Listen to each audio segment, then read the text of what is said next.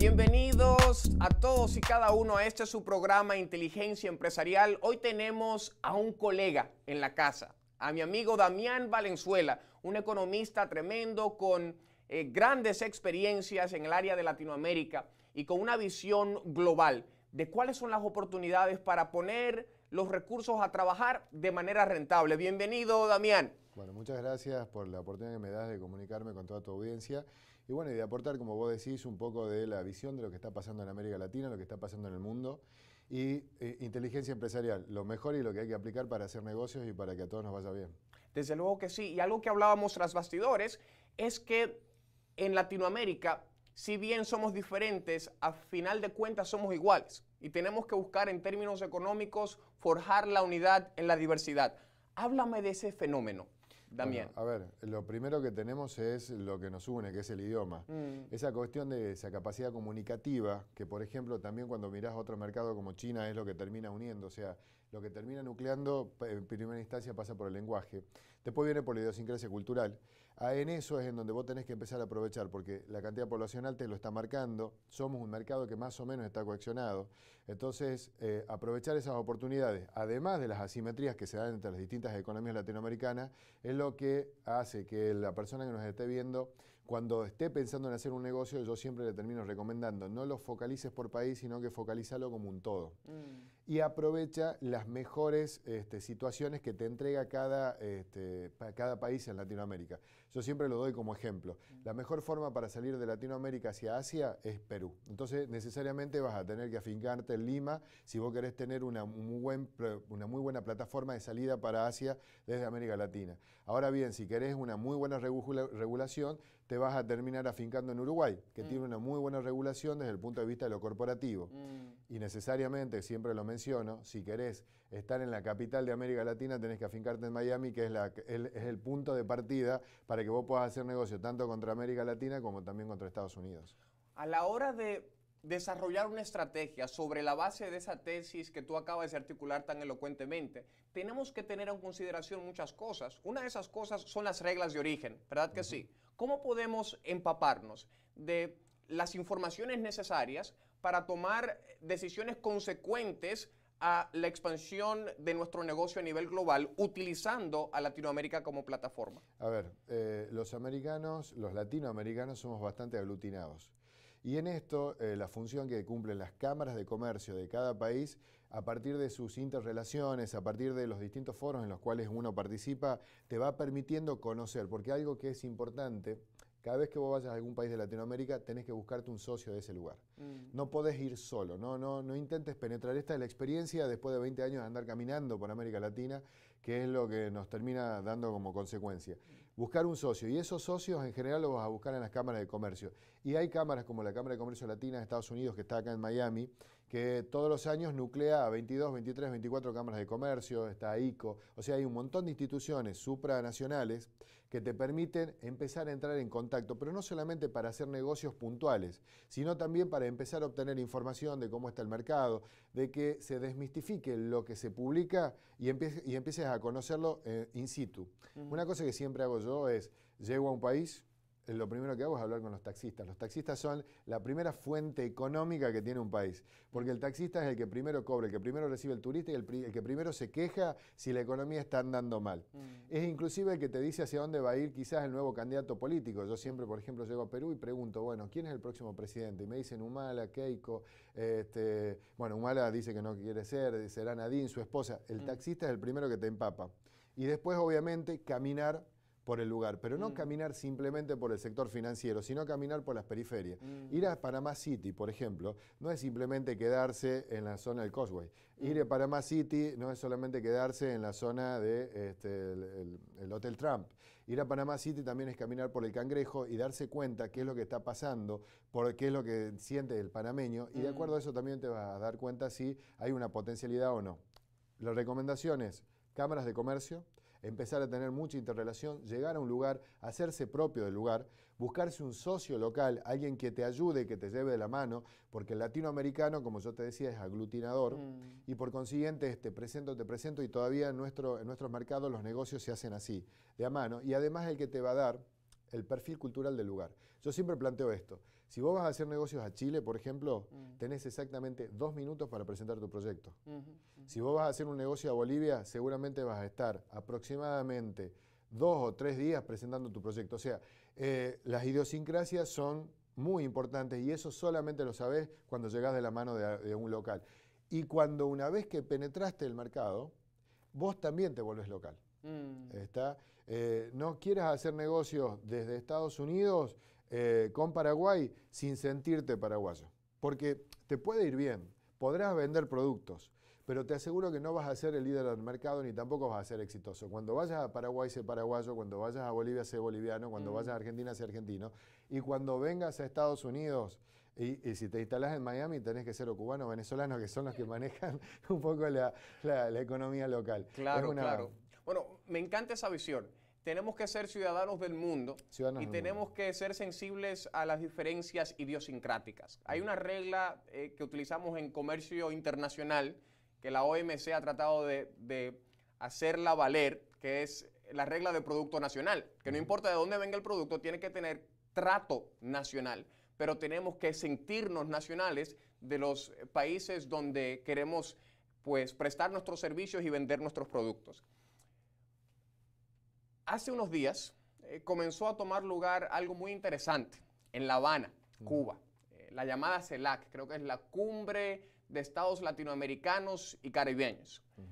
Mucha gente ve esto como, digamos, un organismo paralelo a la OEA, ha excluido a Estados Unidos y el Canadá, quizás por razones políticas, quizás por razones pragmáticas. Muchos lo ven como algo que se ha cimentado y se ha construido sobre la base de una agenda política y no sobre la base de una agenda, digamos, funcional que agregue valor a la calidad de vida de los latinoamericanos. La gente de la CELAC ha comparado esa organización con la Unión Europea, pero tú y yo sabemos que cuando la Unión Europea se constituyó después de la Segunda Guerra Mundial fue sobre la base de un intercambio comercial. De hecho, la Unión Europea en sus principios se llamó la Comunidad del Acero y del Cobre. Exactamente. ¿Verdad? A partir del Tratado de Roma. Correcto, el famoso Konrad Adenauer, Jean Monnet. Pero esto se ve como que, digamos, muy politizado. ¿Qué tú crees del particular? ¿Tú crees que agrega valor a la conversación y a la cooperación entre los pueblos de América o crea, digamos, cizaña en lo que tiene que ver con la conversación y digamos, la toma de decisiones consecuentes a una agenda de desarrollo sostenible y multidimensional de nuestros pueblos? A ver, hay palabras y conceptos claves. El primero que yo te tengo que plantear es, no debemos confundir el objetivo con la forma de encararlo y a eso agregarle con el momento coyuntural que se está viviendo. Este planteo de la Organización de los Estados Latinoamericanos no es nuevo. Inclusive a lo largo de las décadas, desde 1930 en adelante, siempre se planteó de lo que se denominó la tercera posición. La idea era, en aquel momento, era la posición estadounidense, la posición europea y lo que se denominaba la tercera posición como para decir, bueno, a ver, si nosotros somos dueños de commodities, somos dueños de activos, tenemos dentro de nuestras economías potenciales, no seamos simplemente quienes reciben las órdenes comerciales desde los lugares de decisión internacional. Y de ahí es que sale el concepto de tercer mundo, ¿verdad? Exactamente, a partir de ahí sale el concepto del tercer mundo. Mucha gente lo confunde y lo relaciona con subdesarrollo, pero no es necesariamente. No necesariamente, inclusive a mí me pasa que yo estando en el mercado siempre se plantea que el Nasdaq es la bolsa de las empresas electrónicas, y no, el Nasdaq nació como un mercado de pymes para apoyar al empresario pyme, que coincidentemente los que iban a buscar cotización ahí eran empresas pymes tecnológicas y por eso es como que se termina. Por eso te digo, muchas veces se confunden los conceptos con la forma en que se lo termina encarando. Correcto. Entonces, no dudamos de la necesidad de aglutinarnos y no dudamos de la necesidad de intercambiar comercialmente y de desarrollar políticas de gestión, tanto económica como de Estado, a nivel grupo. Estados Unidos, Canadá y México tienen una entidad, más allá de que México haya participado en todo este proceso, tienen una entidad en sí misma que está dada por un modelo económico que está mucho más direccionado al capitalismo de lo que quizás se ha dado en la América Latina por su propia idiosincrasia cultural, nacida de la colonización española, mientras que el norte americano viene de la colonización anglo. Entonces, no dudemos nuestra necesidad, nos damos cuenta que obviamente está la Comunidad Económica Europea, que está el núcleo del NAFTA, que está lo que se intentó hacer alguna vez con el tema del Mercosur y demás. Aparece el gran jugador asiático que es China, que en sí mismo no necesita muchos aliados. O sea, cuando vos tenés tanta población, tenés un mercado interno tan fuerte, sos fuerte en sí mismo. Entonces yo lo que termino diciendo es importante que la discusión siga, pero también tenés que entender que esta discusión y de la forma en que se planteó fue nacido en su origen con la coyuntura de Hugo Chávez en Venezuela, que intentaba dar ese proceso al mercado latinoamericano y en donde muchos presidentes, de forma pragmática, aprovechando el viento de cola que entregaba Chávez con su billetera más grande por el tema del petróleo, dijeron, listo, nos sumemos y nos sentamos a ser una de las puntas de negociación que tenemos contra Estados Unidos, con Europa y con China. Chávez ya no está. Venezuela está mal y Argentina está en una posible crisis económica bastante incipiente. Lo que pasaba ayer con el tema de la Reserva Federal retirando estímulos que hace devaluar todas las monedas latinoamericanas, en el contexto de Chile una devaluación del 10%, 11%, no termina siendo tan importante. En el contexto de Argentina, en donde además ya venía una moneda que ficticiamente se estaba manteniendo en un tipo de cambio que no era el real, en donde una inflación es bastante incipiente, acelera todos los procesos. Entonces, ¿qué quiero llegar con esto? Lo veo como un momento, un aprovechamiento político, un decir, sí es verdad, tenemos que aglutinarnos, pero creo también de que ese aglutinamiento va a tener que torcer en algún momento a decir, bueno, seamos pragmáticos porque la realidad es que las ideologías en el mundo se están acabando y ni tenemos que hablar de un capitalismo netamente salvaje, ni tampoco vamos a hablar de un modelo socialista de distribución en donde ninguno de los dos funciona. Y entonces ahí es donde aparece la palabra clave dentro del mundo de la política que a mí me gusta mucho mencionar, que es el capitalismo social, que es un capitalismo encendido, o sea, de defensa a la libre empresa, de defensa al desarrollo individual, pero también en donde tenemos que entender que en forma inteligente, si vos sos rico y has desarrollado tu empresa, pero tu sociedad no ha tenido ese nivel de crecimiento que a vos te ha permitido acompañarlo, después te quedás sin mercado. Claro. Entonces alguna vez dijo mi abuelo, no te sirve de nada tener un Mercedes-Benz y alrededor tenés toda pobreza, porque eso genera más violencia, secuestro, etc. Entonces, volviendo al tema de lo que vos estabas planteando. Yo creo que es simplemente una movida coyuntural, política, para reorganizarse, porque quizás la OEA no terminaba siendo el lugar en donde se podían expresar todas estas cuestiones. Vos me preguntas, ¿tendrá una finalidad de mediano y largo plazo? Yo creo que se van a terminar reestructurando en una nueva organización posterior en donde se hable más de comercio y de intercambio comercial más que de cuestiones políticas. Bueno, yo espero que los jefes de Estado de nuestros países latinoamericanos nos estén viendo y acaten la recomendación de Damián Valenzuela en pro del desarrollo balanceado. En muchos de nuestros países se ha enfocado el desarrollo en el núcleo a expensas de la periferia. Es menester que sentemos las bases para un desarrollo sostenible y balanceado, que mejore la calidad de vida de todas las clases sociales y que creen las condiciones para el desarrollo, el empoderamiento de las masas hacia un mejor porvenir. No se muevan, regresamos en breve con más de Damián Valenzuela aquí en su programa Inteligencia Empresarial.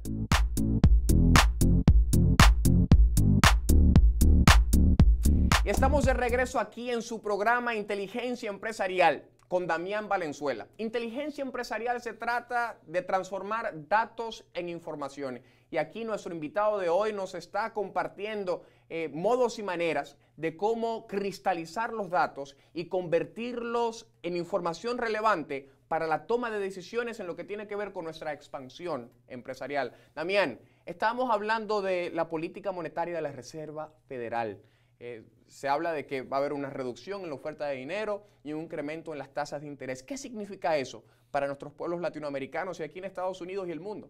Bueno, a ver, por lo que estabas mencionando muy bien, inteligencia empresarial es tomar datos, cristalizarlos, ponerlos en información, darle formación, darle contenido, darle opinión y a partir de eso tomar decisiones. Toda situación de cambio económico te genera oportunidades y obviamente habrá ganadores y perdedores. Los que tomaron una posición en contra, una posición a favor, te terminas ubicando dentro de este tech internacional que de alguna forma te da ¿Quiénes son los jugadores? Los jugadores actualmente en el mundo, yo te los estaba mencionando, América Latina es uno, y fuerte, importante, por estos 600 millones de personas que nosotros somos. ¿Y en términos de Producto Interno Bruto? No lo tengo al dato, pero la realidad es que venimos creciendo sostenidamente. El promedio de crecimiento general de América Latina en estos últimos 10 años ha estado entre un 4 en algunos países hasta un 10 o un 11%. Panamá era un muy buen ejemplo de crecimiento de Producto Bruto Interno. Obviamente nuestro gran hermano Brasil fue el que se detuvo, fue el que primero nos puso en foco, pero también fue el que primero se detuvo y es el que además nos genera cierta turbulencia. Digo, América Latina es un jugador, Estados Unidos es otro jugador, Europa es otro jugador y China y todos los países asiáticos. Entonces hoy uno dice, bueno, pero yo estoy en México, estoy en Argentina, estoy en Chile, estoy en Paraguay. ¿En qué me termina afectando a mí que la Reserva Federal Americana me quite los estímulos? ¿En qué termina afectando la situación de pseudo crisis económica que todavía mantiene Europa? Y ahí es en donde tenemos que empezar a hacer algunas descripciones. Lo primero es, Estados Unidos, como gran país que es, tiene una ventaja en relación a lo que es el bloque europeo. El bloque europeo necesita demasiado tiempo para ponerse de acuerdo en un montón de cosas. Entonces siempre llega tarde con su receta económica, llega tarde con su decisión. En el caso de Estados Unidos, se pone rápidamente de acuerdo, lo hace en forma pragmática, entonces eso le da una fortaleza económica que resulta interesante. América Latina está en el medio de esos dos jugadores, y el tercero es China, que además en el caso de China, por más que me haya mostrado un crecimiento sostenido durante mucho tiempo, también sabemos de que no tenemos toda la información porque hay mucho de asimetría, mucho de ocultamiento del tema informativo. Lo único que sabemos es que hay muchas personas y que esas personas están empezando a consumir y que el gobierno chino quizás desde una base de producción está pasando hacia una economía de consumo. En ese contexto está América Latina con commodities, está América Latina con población, está América Latina consumiendo. Y ahí es en donde, cada vez que nosotros veamos qué es lo que hace China, bueno, a ver, si China me deja de consumir, baja el precio del cobre. Si baja el precio del cobre, Chile tiene problemas. ¿Está? O Perú, que tiene una gran relación comercial con China. Si Estados Unidos me dice, quiero fortalecer mi economía interna, quiero hacer que el americano empiece a ganar más dinero, como lo planteaba Obama el otro día, dice, bueno, pero yo estoy lejos. No, termina afectando. Y digo, ¿por qué termina afectando? Por lo siguiente. La Reserva Federal lo que dijo fue, tuvimos una crisis económica y la solución fue, te diría, bastante latinoamericana. Porque la solución, a diferencia de la europea, que fue ajustemos, la decisión americana fue, no, emitamos dinero a través de millones de formas, apoyando a los bancos, bajando tasas. Ese dinero se fue hacia economías latinoamericanas. ¿Por qué? Porque había mucho dólar dando vuelta, mucho dólar barato, y ese dólar barato iba a ver dónde había negocio. ¿Y dónde había negocio? Había negocio en Perú, en Chile, en Colombia, en Brasil. Y ese dólar fue. Bueno, pero si ahora la Reserva Federal dice quito estímulos, implica que levanten las tasas y hace que esos dólares baratos que han ido hacia Latinoamérica salgan de esas economías. Cuando salen de esas economías se producen devaluaciones económicas en esos países. Y esto termina siendo de alguna forma mejor o peor. Y yo tendría que contestarte que depende. Porque para Latinoamérica hace de que el peruano o el chileno deje de tener poder adquisitivo para salir al mundo, pero también lo vuelve a ser competitivo dentro de su economía, porque lo que le estaba pasando a América Latina en este momento es que estaba perdiendo su perfil de competitividad a la hora de la producción, porque los salarios estaban siendo caros en términos de dólares. Entonces, la primera gran consecuencia que tenemos de esta salida de liquidez del mercado es un dólar que se vuelve a apreciar, un dólar que vuelve a ser la moneda fuerte en el mundo, y una devaluación de las monedas latinoamericanas, que va a hacer que en primera instancia la percepción de los latinoamericanos es que tienen menos dinero de lo que tenían antes, que le alcanza para comprar menos cosas. Pero en el mediano plazo, esta respuesta también lo va a terminar ayudando porque los va a volver a ser competitivos para volver a expandirse. Ahora bien, para aumentar las exportaciones. Para aumentar las exportaciones, claro. Exactamente. Entonces, ¿esto qué es lo que va a generar? Va a generar de que si no pensamos solamente en venderle al mercado americano, pero si le pensamos vender a China, si le pensamos vender a Europa, tengamos más potencialidad de nuestros productos, los latinoamericanos, con lo cual vamos a tener que hoy empresas latinoamericanas están muy baratas y que hay una gran oportunidad para salir a comprarlas porque el mercado se está deprimiendo. Bien, ¿esto significa que hay que hacerlo ya? No. Porque esta situación va a generar mucha volatilidad. Y esta volatilidad uno tiene que estar muy atento, estar mirando y dejar que se terminen de consolidar esa baja de precios que se va a dar y inmediatamente luego así empezar a aprovecharlo. En lo que respecta a Estados Unidos, vemos un 2014 y un 2015, pero fantásticos. más allá de que se le saquen estímulos a la economía, la realidad es que se los está estimulando por otro lado. Se los saca en cuanto que ya no hay dólares baratos, pero también se está aumentando la masa salarial, tenés los convenios para producir desde acá hacia afuera. O sea, hay una política comercial bastante agresiva. Esto el presidente Obama lo está haciendo. O sea, es uno de los pocos presidentes que en la última década intentó dedicarse más al comercio que a la guerra. Entonces eso también ha tenido ciertas potencialidades. Nosotros vemos un crecimiento de la economía americana bastante agresivo, no pasa lo mismo con la europea, por esto que yo te estaba mencionando. No hay una capacidad de respuesta como un boxeador, que el americano responde rápido, el europeo no. Resumen, América Latina va a tener coyuntura cambiaria, va a tener una baja de precios en commodity, se puede generar una crisis económica local. Sin embargo, no es la misma crisis económica de la década del 80 porque América Latina, muchos países de América Latina, no todos, pero muchos países de América Latina hicieron bien su trabajo, consiguieron fondos anticíclicos para soportar esta coyuntura, tienen un mercado interno bastante interesante y en el mediano plazo, a pesar de esta crisis que se puede llegar a dar por esta sacada de estímulos, en el mediano plazo va a volver a estar competitivo. Y en Estados Unidos tenemos economía fuerte para rato. Eso que puntualizas en cuanto a la Unión Europea, la heterogeneidad dentro de ese bloque ha puesto, digamos, obstáculos a la implementación de políticas sensibles en lo que tiene que ver con el desarrollo económico. Y pues, nosotros en Latinoamérica podemos aprender de lo que ha pasado con la Unión Europea en los últimos 60 años. Nosotros no tenemos esa heterogeneidad, tenemos una homogeneidad, por lo menos en lo que tiene que ver con el idioma. Tú puntualizas las diferencias idiosincráticas, tenemos que ser sensibles en ese particular, pero me parece que hay una lección que aprender de Europa, a medida que nosotros comenzamos a aglutinarnos, como tú bien puntualizas. Y bueno, la política de la Reserva Federal, por lo que pude entender, y corrígeme si estoy en lo incorrecto, galvaniza nuestra ventaja competitiva de mano de obra cuasi barata, en términos relativos, y nuestras exportaciones. ¿Bien? Sí. Entonces tú dices, bueno, que en el corto plazo quizás haya volatilidad. ¿Cómo le ponemos el dedo al pulso de esa volatilidad? A través de los mercados bursátiles. Yo siempre digo, los mercados bursátiles terminan siendo el termómetro de la economía. Es un indicador líder. Mucha gente mira el desempleo, pero eso es un indicador que tiene, digamos, ciertas complicaciones.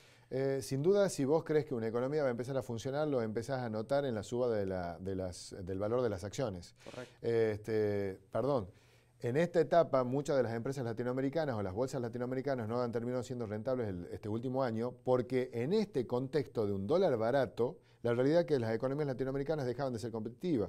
Se intentaba solucionar desde el punto de vista de fomentar el consumo interno, pero no era competitivo. Vos te vas a dar cuenta, a partir de ahora, no ya, porque todos estos procesos son lentos y tienen curvas que después se terminan ubicando, pero vos te vas a dar cuenta que en el mediano plazo las bolsas bursátiles, de Latinoamérica van a tener incrementos importantes. No ya, porque lo primero que va a pasar es la salida de dinero. El dinero busca seguridad. Y entonces donde se considera que es más seguro es en el propio mercado del emisor. Entonces lo primero que va a pasar es todos los dólares que fueron a Brasil, todos los dólares que fueron a Perú, todos los dólares que fueron a Chile, salen de ese mercado porque al levantarse las tasas, al haber menos liquidez en este mercado, se levantan las tasas, prefiero, antes que me pague el 4.75 Bolivia, prefiero que me lo pague el 4.75 algún bono americano. Claro. Entonces vuelve ese dinero para acá. ¿Qué es lo que termina afectando? En primera instancia, una baja incipiente en los valores de las empresas latinoamericanas. Ahora, en el mediano plazo, hace que sea de vuelta más productivo y más barato producir en América Latina, que los productos, que los commodities, etcétera, sean entre comillas, industrializables en el mismo lugar, y tenemos ventaja que tiene igual con nuestro propio mercado. En el mediano plazo tenemos después de este proceso, vamos a tener por lo menos 10 años más de crecimiento sostenido. Aquí en Inteligencia Empresarial siempre hablamos sobre inversiones, diferenciamos entre ahorro e inversión. ¿Y qué significa ser un inversionista inteligente? Según lo que nos comparte el economista Damián Valenzuela en esta entrega, yo creo que podemos repetir aquello que hemos dicho anteriormente, que el inversionista inteligente es el contrariado, el que compra cuando todo el mundo vende y vende cuando todo el mundo compra. Y diversificamos no poniendo huevos en diferentes canastas, sino nos gusta decir aquí en Inteligencia Empresarial, Damián, que compramos pelotas. Porque las pelotas cuando caen rebotan y los huevos cuando caen explotan, ¿verdad? Entonces, con este análisis de Damián, yo creo que podemos ratificarnos en esa tesis de que el inversionista inteligente es un contrariado. Y además, el desarrollo, en términos generales, es un contrasentido. Porque si nos ponemos a pensar en términos generales de la vida, Damián, aquí se sube bajando, se recibe dando, se vive muriendo y se es primero siendo el último.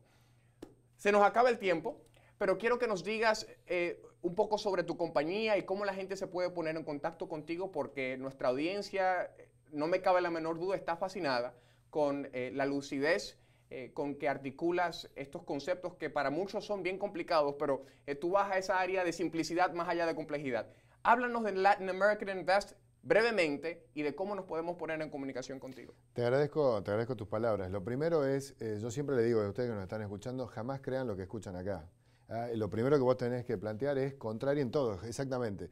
Porque además el hombre no es simplemente racional, el hombre no es simplemente un economista o un político o un hombre de empresa, es una cuestión integral y está vinculado socialmente en todos lados. Entonces yo lo primero que te tengo que decir es que con lo que vos te planteabas era, ser un inversor inteligente es alguien que analiza política, que analiza la empresa, que analiza lo económico, pero que también analiza el condimento social. Si vos no tenés la capacidad para analizar esto, directamente no hagas negocios, trabaja para alguien y mantenete con los ojos cerrados. Pero acá lo que estamos fomentando es que haya más gente emprendedora y que pueda generar negocios porque realmente hay oportunidades serias.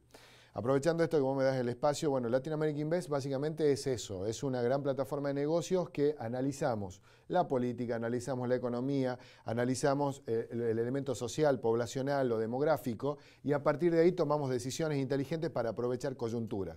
Baja un tipo de cambio, sabemos cómo ubicarnos. Estamos con un modelo, te voy a dar un ejemplo concreto para que ustedes lo entiendan. Que baje el tipo de cambio que nos hace competitivo, hace que de ser un modelo importador pase a ser un modelo exportador. Entonces, si yo tenía una empresa importadora, la vendo y me compro una empresa exportadora y no me enamoro de mi negocio. Algo que es importante es no enamorarse de su negocio. LatinAmericanInvest.com, ustedes nos pueden encontrar en nuestra página web. Acá en Miami está en Brickell 444. Estamos en toda América Latina, estamos en Estados Unidos, en Europa. La idea es que ustedes a través nuestros pueden entender la economía en forma simple, pero además básicamente lo que nosotros somos proveedores de decisiones económicas para que ustedes puedan aprovechar la coyuntura, ayudándote a abrir negocios en distintos países, entendiendo cómo se abren negocios en distintos países, ayudándote a aplicar tu dinero para que generes más dinero aprovechando la coyuntura económica. No tome decisiones empresariales aleatoriamente. Existe una metodología del emprendimiento. No tenemos que hacer todo a través del método de ensayo-error. Oriéntese. Siempre le hemos dicho en este programa al emprendedor que se orienta. A veces tenemos esa vena emprendedora y ese fuego, pero es menester focalizar ese fuego en un rayo láser con objetivos definidos, sensibles a las diferentes tendencias que existen a nivel global. Muchísimas gracias, Damián, por acompañarnos acá en Inteligencia Empresarial y esperamos que se repita la visita. Bueno, por favor, muchas gracias a vos. Bendiciones. Igualmente. Será hasta la próxima cuando estaremos compartiendo principios y conceptos que lo empoderan y lo transforman aquí en su programa Inteligencia Empresarial desde las facilidades de Unicaribe en el sur de la Florida. Les acompañó su amigo Jonathan De Olio. Buenas noches.